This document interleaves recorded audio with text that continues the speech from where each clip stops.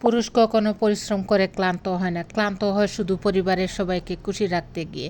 নিজের কষ্টগুলি বুকের ভেতর চেপে রেখে দিনের পর দিন যায় সয়ে। পরিবারের সুখের জন্য পুরুষ গাধার মতো হাঁটে, তাকালে দেখতে পাবেন মাঠে রাস্তাঘাটে। নারী তুমি শান্তি দেও, পুরুষ পরিশ্রম করে বাড়ি ফিরে যখন। কষ্ট পেয়ে হারিয়ে গেলে তোমার মায়া কান্না কেউ দেখবে না তখন।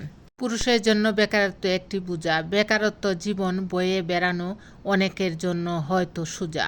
বেকারত্ব পুরুষের জন্য একটি অভিশাপ, এটা সংসারের উন্নতি থেকে পিছিয়ে থাকার প্রথম ধাপ।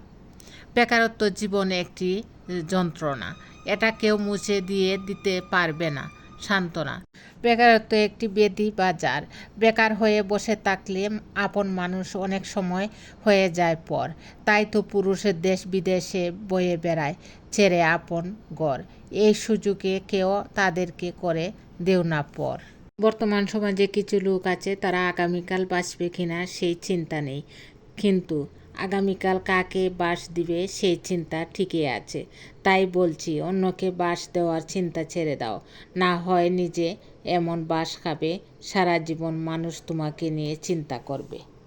একজন আদর্শ স্বামী তার স্ত্রীর চোখের পানি মুছে দিয়ে বলল, ঘর ভেঙে গেলে ঠিক করার অনেক লোক পাবে, কিন্তু কোনো আঘাতের কারণে তোমার মন ভেঙে গেলে সেটা তোমার নিজেরই ঠিক করতে হবে।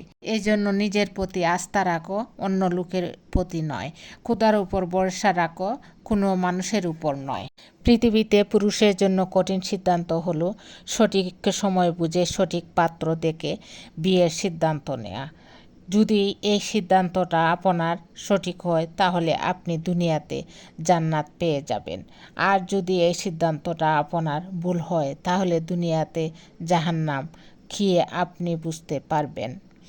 প্রতিটা ঘন্টা, প্রতিটা মিনিট, প্রতিটা সেকেন্ড আপনি হারে হারে টের পাবেন। পুরুষের শখের অনেক কিছুই থাকে, কিন্তু পরিবার ও প্রিয় মানুষকে সুখে রাখতে গিয়ে তার শখের পরিবর্তন ঘটে।